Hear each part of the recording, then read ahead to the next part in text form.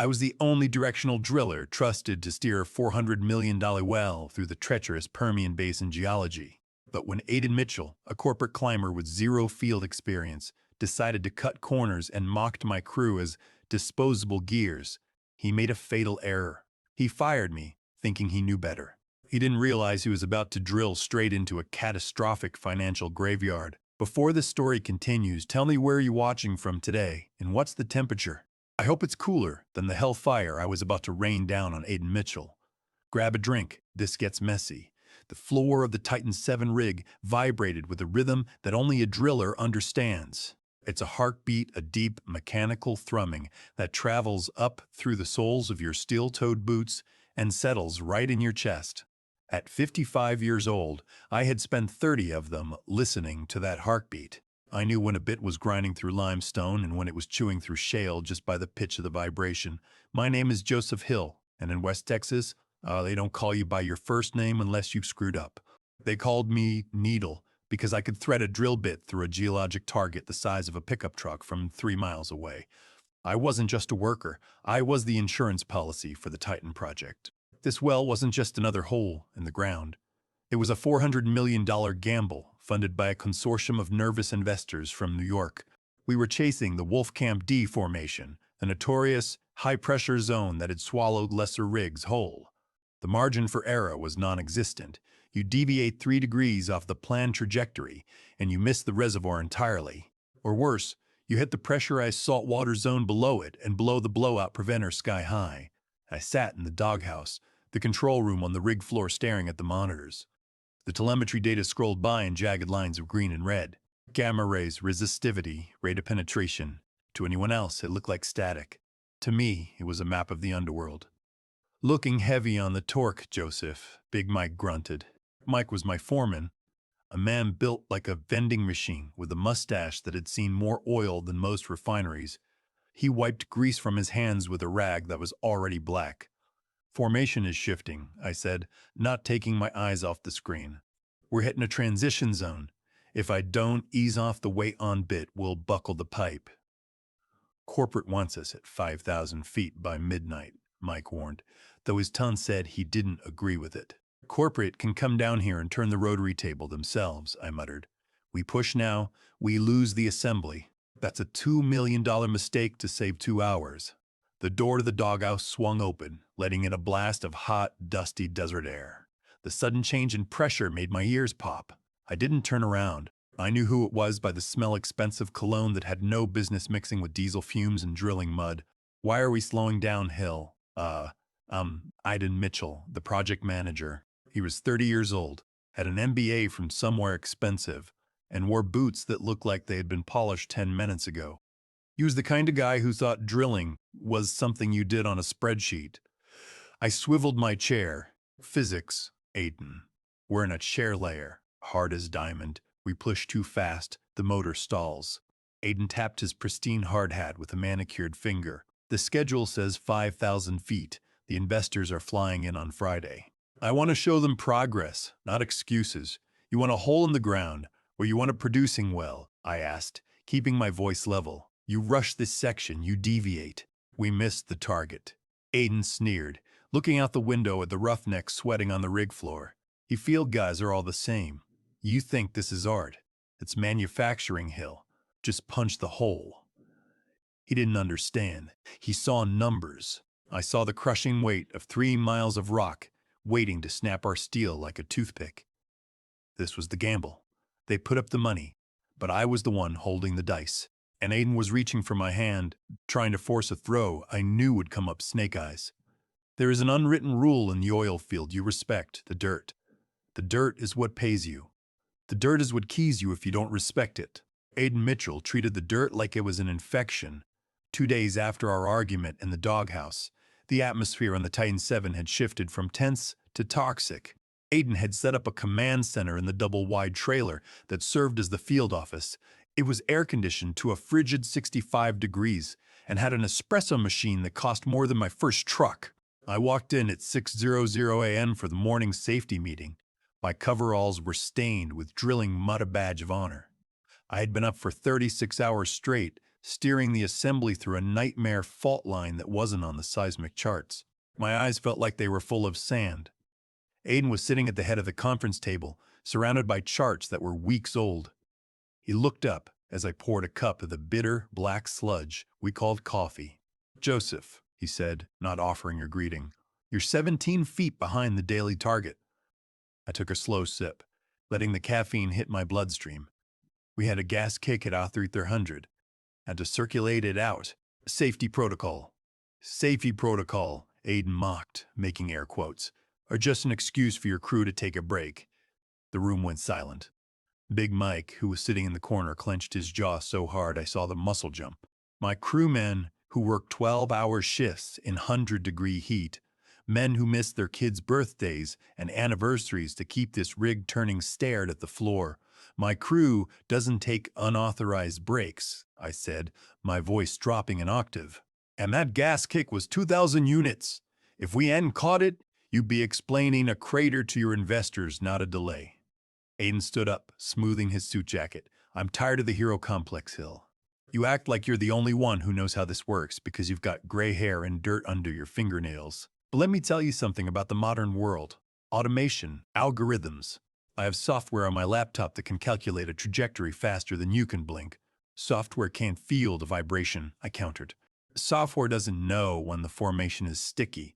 You rely on that screen, you'll be fishing a twisted bottom hole assembly out of the ground by Tuesday." Aiden walked around the table, stopping right in front of me. He looked down at my boots, caked in dried gray mud. He actually wrinkled his nose. "You're a dinosaur, Joseph.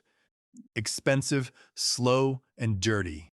We're trying to build a lean operation here. The future is clean energy, clean data, and clean operations." "Oil isn't clean, Aiden," I said, locking eyes with him. "It's messy, dangerous work. You want clean? Go work at a bank." He smiled, a cold, predatory expression that didn't reach his eyes. "Careful, Joseph. Insubordination is grounds for termination. I don't care how good you think you are. Everyone is replaceable." That was the moment I knew. It wasn't just about the schedule. Aiden Mitchell hated us. He hated that he needed us. He hated that his shiny degree didn't mean squat when the blowout preventer alarm was screaming. He wanted to break us to prove he was the alpha. But he was barking at the wrong dog. The breaking point didn't come with a bang. It came with a laugh. It was Friday morning. The investor visit was looming. We were at a critical junction point, the kickoff, where we had to turn the drill bit from vertical to horizontal. This is the most delicate part of the entire operation. You have to build the angle smoothly, landing the bit perfectly in a 10-foot window of oil-bearing rock 3 miles down. I was in the doghouse calculating the slide. I needed to rotate the pipe 45 degrees to the left to counter the natural walk of the bit. It was precision surgery with heavy machinery. Suddenly, the rig phone buzzed. It was Aiden. "Hill, stop the slide. Rotate right." I blinked. "Say again?" "If I rotate right, we drop angle. We'll crash into the water table." "I'm looking at the real-time seismic," Aiden barked. "The target formation is dipping. We need to chase it down. Rotate right 10 degrees. Negative," I said. "My gamma sensors are showing the shale is rising, not dipping. Your seismic is wrong. It's low resolution. I'm seeing the rock face to face down here." "I'm the project manager," Aiden screamed, his voice cracking over the speaker. "You do what I say." "I'm the directional driller," I shot back, "and I have stop work authority if I see a hazard. Drilling into the water table destroys the well. I'm not doing it." 5 minutes later, Aiden stormed up the stairs to the rig floor. He wasn't wearing his safety glasses. He looked like a child who had been told no for the first time. He marched into the doghouse and slammed his hand on the console right next to the emergency shutoff. "Get out of the chair," he hissed. "Aiden, listen to me. I said get out." He turned to the rig crew gathered by the door. "You see this? This is what happens when labor thinks it runs the show." He looked at Big Mike, then at the roughnecks covered in grease and sweat. He let out a short, incredulous laugh. "Look at you. You think you're special? You're gears. Just gears in a machine. Gears break. Gears get rusty. And when they do, we throw them out and buy new ones. Roughnecks are replaceable. Drillers are replaceable." He turned back to me, his face red. "You're fired, Hill. Pack your trash." I'm bringing in a contractor who knows how to follow orders. The silence in the doghouse was absolute. The only sound was the hum of the top drive idling. I stood up slowly. I didn't yell, I didn't argue. I looked at the monitors one last time. I saw exactly where the bit was. I saw exactly where Aiden wanted to send it. "You sure about this, Aiden?" I asked quietly. "Get off my rig," he spat. I nodded. I reached over and unclipped my radio. I placed it gently on the console. "All right," I said. "It's your ship, Captain." I walked past him, stepping out onto the metal grating of the walkway. A wind whipped at my face. I felt a strange sense of calm. Aiden Mitchell had just made the biggest mistake of his life. He thought he was firing an employee. What he was actually doing was removing the only guardrail between his career and a cliff. He wanted to drill, right? He wanted to chase his imaginary formation. I was going to let him. Leaving a rig you've built from the ground up feels like walking out on a family member in the ICU. You know they're in bad hands, but the security guard is escorting you to the elevator. I packed my kit bag in the doghouse while the crew watched in stunned silence. My specialized inclinometers, my lucky caliper, my personal logbooks, I shoved them all into the canvas duffel. Every item was a memory of a well successfully drilled at the diverted. Big Mike stepped forward, his massive frame blocking the doorway. He wasn't looking at me. He was looking past me at Aiden, who was busy typing furiously on his phone, already ignoring the wreckage he'd caused. "This is a mistake," Mike rumbled. It wasn't a question. "It's done, Mike," I said, zipping the bag. I kept my voice low. "Listen to me. Watch the standpipe pressure. If he forces that right turn, you're going to get a kick. Don't wait for orders. If you see the mud flow increase, you shut it in. You hear me?" Mike nodded, his eyes grim. "I hear you, boss. I'm not the boss anymore." I hefted the bag onto my shoulder. As I walked across the rig floor, the Roughnecks stopped what they were doing. These were men who didn't respect titles. They respected competence. They knew I had pulled them out of tight spots when the gas alarms were screaming. One by one, they nodded or touched the brim of their hard hats. It was a silent salute. Aiden didn't look up as I passed the command trailer. He was too busy erasing me from the payroll system. The walk to my truck felt like miles.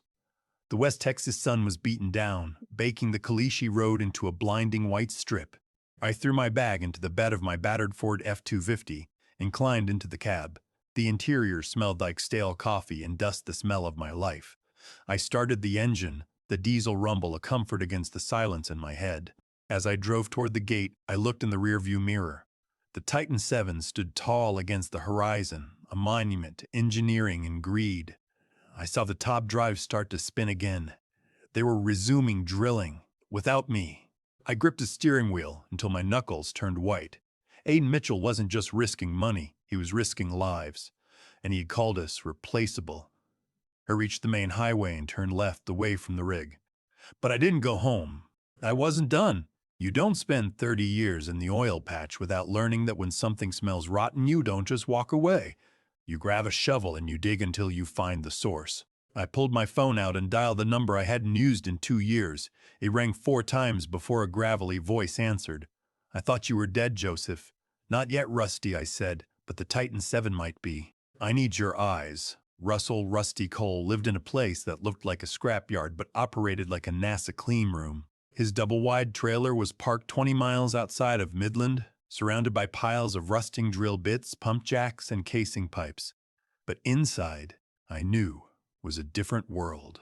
Rusty was the best well log analyst the industry had ever seen, until he got blacklisted. He had a habit of finding things oil companies didn't want found: falsified reserve estimates, covered up spills, encroaching water tables. He was a truth teller in a business of liars. Aiden Mitchell's father, the CEO, had been the one to ruin him 5 years ago.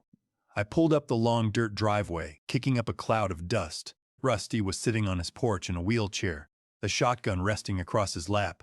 He had lost his left leg below the knee in a rig explosion back in '98. I was the one who had applied the tourniquet. "You look like hell, Joseph," he called out as I stepped out of the truck. "You look like a paranoid hermit," I shot back, walking up the steps. He grinned, revealing coffee-stained teeth. "Paranoia is just a higher state of awareness." "Come on in." Inside, the trailer was a hum of cooling fans. Monitors lined the walls, displaying seismic maps, geological surveys, and satellite imagery. It was darker than a cave, illuminated only by the blue glow of the screens. "There," Rusty offered, rolling toward a mini-fridges. "Coffee?" "Black." He handed me a mug and spun his chair around to face the main bank of screens. "So, I hear the Titan 7's the new golden goose. 4 million. And I hear young Aiden Mitchell is running the show. He just fired me," I said, taking a sip. "He wants to deviate the well path.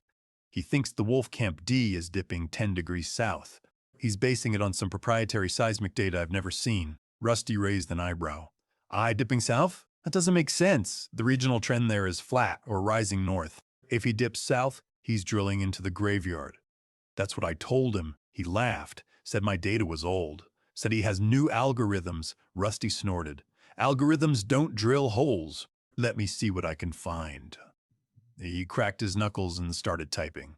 Rusty didn't use Google. He used backdoors. He had access to public land surveys, old USGS data, and a few servers he probably shouldn't have access to.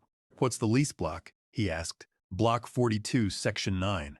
Rusty's fingers flew across the keyboard. Maps flickered on the screen. Heat signatures. Magnetic resonance logs. "Okay," Rusty muttered, pulling up the master survey from 2015, overlaying with the current permit filing. He stopped. The typing ceased abruptly.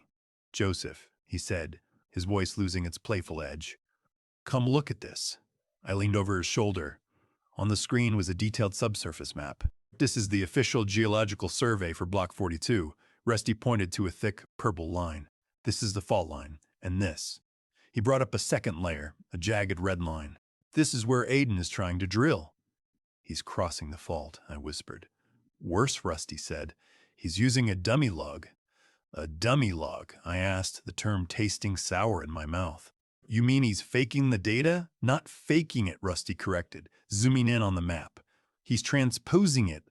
Look at the timestamp on the seismic data he filed with the Railroad Commission. It says 2025. But look at the magnetic signature of the rock." He tapped the screen. "See that anomaly? That jagged spike? That's a magnetic interference pattern caused by an old iron casing from a well drilled in the 1980s. A wildcat well that came up dry." He pulled up another file, an archive scan from 1985. The patterns matched perfectly. "He's using a 40-year-old seismic map from a dry well and presenting it as new data," Rusty said, sitting back in his chair. "Why? To show investors a massive reservoir that isn't there," I realized, the horror setting in. "The 1980s data probably shows a ghost reflection of false positive that looks like oil but is actually just a density change in the rock. Modern tech would filter that out. But if he uses the old raw data, he can claim there's 1 billion barrels down there," Rusty finished. "He pumps up the stock price, drills the well, hits unexpected geological difficulties, and walks away with his performance bonus before the truth comes out." "But he's actually drilling it," I said. "He's not just faking the report. He's steering the bit right now." "Because he believes his own lie," Rusty said, "or he's too stupid to know the difference. He bought cheap data to save money and convinced himself he found a secret honey hole. If he steers south like he wants," I said, tracing the line on the screen, "he's not going to hit oil. He's going to hit the permeable zone of the old 1980s well bore." Rusty's face went pale. "The old well bore, Joseph? If that old well wasn't plugged properly." "It's a pathway straight to the deep aquifer," I said. "And below that, the pressurized saltwater zone. If he punches into that old well bore with the pressure of the Titan 7 behind it, he's going to cause a blowout," I finished. "A saltwater blowout," I finished. "A saltwater blowout, it'll kill the rig, it'll poison the groundwater for miles, and it might kill the crew." I stood up, my chair scraping loudly against the floor. "I have to stop him." "You can't," Rusty said. "You're fired. You set foot on that lease, they'll arrest you for trespassing. Aiden has private security." "I can't just let him kill Mike," I said, pacing the small room. "We need proof," Rusty said, his eyes narrowing. "We need to catch him in the act. We need the real-time logs from the rig, the ones Aiden is hiding. How do we get those?" Rusty cracked a grin that was equal parts terrifying and brilliant. "You said you have a daughter in compliance, and I have a backdoor into the satellite uplink. But we need someone on the inside to physically plug the gap if the satellite goes down."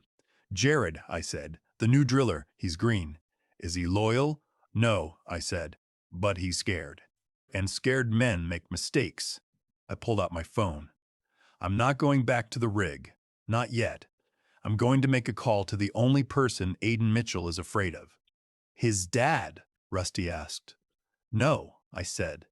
The man whose money he's burning. Mr. Henderson. The first call I made wasn't to the investor. It was to my daughter, Caroline.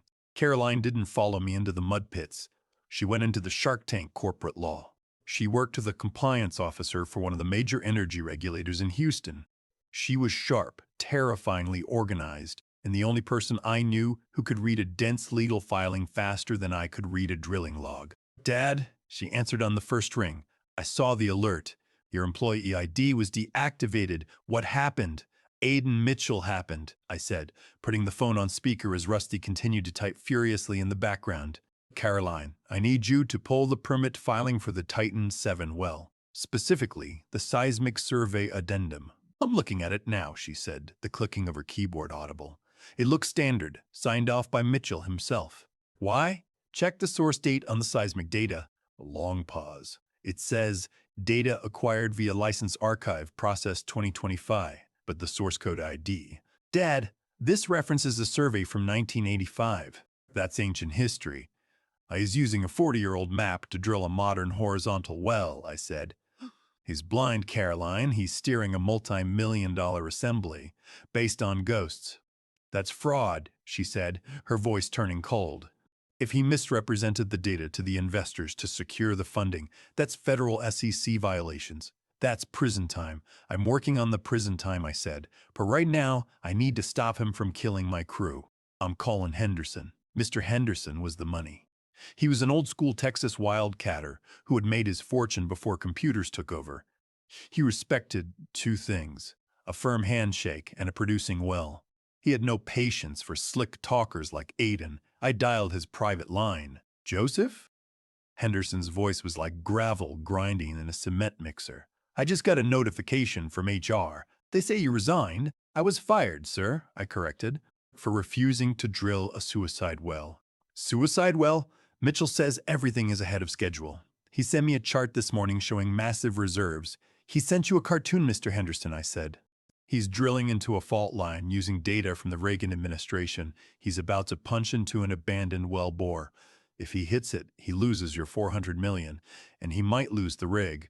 There was silence on the line. Then, I'm in my jet. I was planning to fly down tomorrow. Come today, I said. Right now. Meet me at the gate. Bring your boots. I'll be there in 2 hours. I hung up. Rusty spun his chair around. I'm in, he said, pointing to the main monitor. I've tapped into the rig's telemetry. I can see what they're seeing. The screen flickered to life. It showed the real-time drilling data from the Titan 7. My stomach dropped. The rate of penetration was erratic. The torque was spiking. Look at the inclination, Rusty whispered. They're turning. They're chasing the ghost. We watched the disaster unfold in high definition from 20 miles away. On Rusty's monitors, the data told a terrifying story. Jared, the new driller, was struggling. You could see it in the indecision of the controls. The weight on bit was fluctuating wildly. He was stacking, the drill pipe applying too much pressure, causing the pipe to bend and drag against the borehole wall. He's fighting the rock, I murmured, leaning close to the screen. The formation is pushing him north, but he's forcing it south. The motor is going to stall. Suddenly, a text message popped up on my phone. It was Big Mike. Vibrations are shaking the coffee off the table. Aiden screaming at Jared to push harder. Mud returns look weird. Metallic flakes. Metallic flakes, I read aloud. They're grinding casing. They've already deviated so far they're chewing up the steel protection pipe they just set. Look at the differential pressure, Rusty pointed. Spike. Drop. Spike. The motor is stalling out. On the screen, the torque reading redlined. Then it plummeted to 0. He snapped it, Rusty said. No, wait, it caught again. He's stripping the gears. I grabbed my phone and texted Mike, check the pits. Watch for volume increase. If they were drilling into the old wellbore, the first sign wouldn't be an explosion. It would be a kick, an influx of fluid entering the well. The mud levels in the pits would rise. If they didn't catch it, the gas or water would shoot up the pipe, expand, and blow the rig apart. 2 minutes later, Mike replied, pit level up, 5 BBLs. I told Aiden. He said it's just thermal expansion. Told me to shut up and mix more mud. 5 barrels, I said. My blood running cold. That's a kick. They're taking fluid. Aiden is suppressing the alarms, Rusty noted, pointing to a flashing yellow icon on the dashboard that suddenly went gray. He just manually overrode the flow sensor. He thinks it's a sensor error, I said. He thinks the computer is lying to him because it doesn't match his perfect model. He's going to kill them, Rusty said.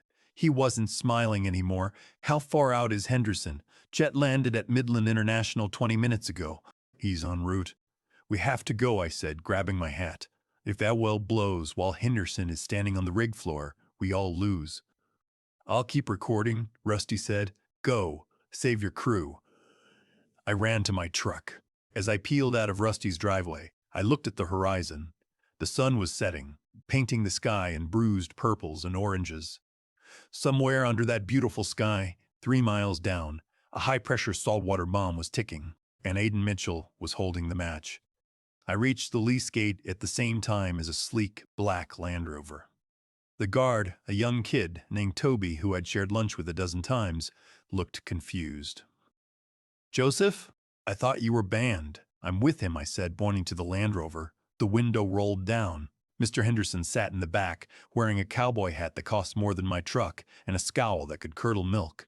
Open the gate, son, Henderson growled. Toby scrambled to hit the button. I followed the Land Rover up the Cliche Road to the rig site. The scene on the pad was chaotic. The engines were roaring at full throttle, straining against the load. You could feel the vibration in the ground a bad, shuddering rattle that meant the drill string was thrashing around downhole. Aiden Mitchell was standing at the bottom of the stairs, wearing a fresh white hard hat and a safety vest that still had the creases in it. He put on a wide, practiced smile as Henderson stepped out of the car. Mr. Billy. Henderson. Aiden shouted over the noise, extending a hand. Welcome to the future of energy. We are making excellent progress, just encountering some minor geological resistance, but my team is powering through. Henderson ignored the hand. He looked up at the derrick, then at me as I walked up beside him. Joseph says you're drilling blind, Henderson said flatly. Aiden's smile faltered for a second, then hardened. Joseph is a disgruntled former employee who couldn't adapt to new technology. I had to let him go for incompetence. Incompetence? I stepped forward. Aiden, look at the flow line. Look at the shaker tables. I pointed to the equipment that filtered the drilling mud coming out of the hole. It was shaking violently, spitting out chunks of gray rock and shiny slivers of metal. That's casing, I yelled. You're grinding up your own well. It's just formation metal, Aiden lied, his voice rising in pitch. We are in the target zone. My data shows we are inches away from the payload. Your data is from 1985, I shouted back. And you're not inches from oil. You're inches from the Alamo 1 well bore. It's full of salt water and charged with 2,000 psi. Aiden turned to Henderson, desperate. Sir, please. This man is trying to sabotage the project. He's jealous. I have the logs right here. Shut it down, Henderson said. His voice wasn't loud, but it cut through the noise. What? Aiden blinked. I said, shut it down, Henderson repeated. Pull the bit off bottom. Circulate bottoms up. I want to see what's coming out of that hole. We can't stop now, Aiden screamed, losing his composure. If we stop, the hole will collapse. We have to finish the section. Suddenly, the rig floor alarm began to wail. A high-pitched, terrifying siren. Whoop, whoop, whoop, go, whoop. Gas alarm, someone shouted from the floor. It's a kick, I yelled. Mike, shut it in. No. Aiden lunged toward the stairs. Don't touch those controls. It's a false alarm. Keep drilling. He was insane. He was actually going to run up there and stop them from saving the well. I didn't think. I tackled him. We hit the dirt hard. Aiden was younger, but I had 30 years of moving heavy iron. I pinned him to the ground, his expensive suit tearing on the gravel. Stay down, you idiot, I roared. Above us, on the rig floor, Big Mike slammed the blowout preventer shut. The hydraulic rams slammed closed around the pipe with a sound like a gunshot. The screaming of the engines died down as the clutch was disengaged, but the ground was still shaking. It's not stopping, Henderson shouted, looking at the pressure gauges on the manifold. The pressure is still climbing. He drilled too far, I realized, looking at the gauge. It was maxing out. The rams are closed, but the pressure is coming up the inside of the drill pipe. The check valve must have failed. I looked at the top drive. The massive yellow hose, the Kelly hose that pumped mud into the pipe, was pulsing like a living vein. It was about to burst. "Everybody clear the floor!" I bellowed, scrambling off Aiden. "Run!" The Roughnecks didn't need telling twice. They vaulted over the handrails, sliding down the escape chutes and sprinting toward the muster point. Big Mike was the last one out of the doghouse, grabbing the logbook before jumping down the stairs 3 at a time. Aiden lay in the dirt, staring up at the derrick, paralyzed. "My well," he whispered. "My bonus. Move!" I grabbed him by the collar of his ruined jacket and dragged him behind the heavy steel of the mud pumps just as the Kelly hose blew. Boom! It sounded like a cannon shot. A jet of black, briny water erupted 70 feet into the air, shredding the steel mesh of the rig floor like it was wet tissue paper. The force of the spray knocked the wind out of us. It wasn't oil. It was water dark, foul-smelling, ancient salt water from the depths of the Permian, pressurized to 3,000 psi. It rained down on the lease, soaking everything in seconds. The smell was distinctive rotten eggs and rusted iron. "Hydrogen sulfide. Masks!" I shouted, pulling a portable respirator from my belt and jamming it onto my face. I threw my spare to Henderson, who was crouching behind the generator shed. Old Dayton didn't have one. He was coughing, retching as the mist hit him. I grabbed him and shoved his face into his shirt. "Breathe through the fabric. Get to the windward side." For 10 minutes, the Titan 7 became a geyser. The roar was deafening. The salt water stripped the paint off the equipment and turned the caliche pad into a toxic swamp. We watched helplessly as $400 million of investment turned into an environmental catastrophe. Then, slowly, the roar began to subside. The initial pressure pocket had vented, the flow reduced to a steady, angry gush. Silence returned to the lease, broken only by the dripping of water and the distant wail of sirens. The county sheriff and the fire department were on their way. I stood up, peeling off my mask. I was soaked to the bone. My skin burned from the brine. Aiden sat in the mud, shivering. He looked like a drowned rat. His arrogance had washed away, leaving nothing but a terrified child. Henderson walked over, his expensive boots ruined. He looked at the rig covered in black sludge, the top drive hanging by a thread, the floor destroyed. Then he looked at Aiden. "You're done," Henderson said. His voice was quiet, deadly. "You're not just fired, son. You're obliterated." "It was an accident," Aiden stammered, wiping slime from his face. "Unforeseeable geological event." The data you stole?" Henderson asked. "The data Joseph warned you about?" Aiden's eyes darted to me. He sabotaged it. He hacked the system." I reached into my pocket and pulled out my phone. It was in a waterproof case. I tapped the screen and held it up. "I didn't hack anything," I said, "but Rusty did record everything." On the screen, a video played. It was the feed from the Doghouse camera. Recorded 10 minutes ago. It showed Aiden screaming at Jared to override the alarms. It showed him physically pushing the driller's hand away from the brake. "This is going to the SEC," I said, "and the EPA and the Railroad Commission." Aiden slumped. He knew it was over. The aftermath was swift and brutal. The fire department secured the site, capping the well with an emergency valve. The EPA arrived within the hour, wearing hazmat suits. When they tested the water, they found traces of radioactive isotopes common in the old Alamo 1 formation. It was a Class I environmental violation. Aiden Mitchell was arrested on site, not for the blowout, but for what happened when the police searched his trailer. Acting on a tip, courtesy of Rusty, they found his laptop. It was still logged into the encrypted server where he kept the real books, the ones that showed he had been embezzling from the operating budget to cover his gambling debts. The cheap seismic data wasn't just incompetence, it was theft. He had pocketed the difference between the modern survey budget and the scrap price he paid for the 1980s logs. I stood by the gate as they walked him out in handcuffs. He didn't look at me. He stared straight ahead, his face pale and empty. "Joseph," Henderson called out. He was standing by his Land Rover, drying his hands with a towel. "Sir, I owe you an apology," he said, "and I owe you a job." "I don't want the job," I said. "Not if it means working for a company that puts suits in charge of drill bits." Henderson nodded. "Fair enough. What if I fire the suits? What if I put you in charge of operations? Total autonomy. You hire your crew, you pick the targets. No MBAs allowed in the Doghouse without your permission." I looked at Big Mike, who was sitting on the tailgate of a truck, drinking a bottle of water. He gave me a thumbs up. I have conditions, I said. Name them. Full back pay for my crew for the downtime, double hazard pay for the cleanup, and Rusty Cole gets reinstated as the lead geologist with a full apology and a fat consulting fee. Henderson extended his hand. Done. The Texas sunset was a bruised purple, stretching endlessly over the flat horizon.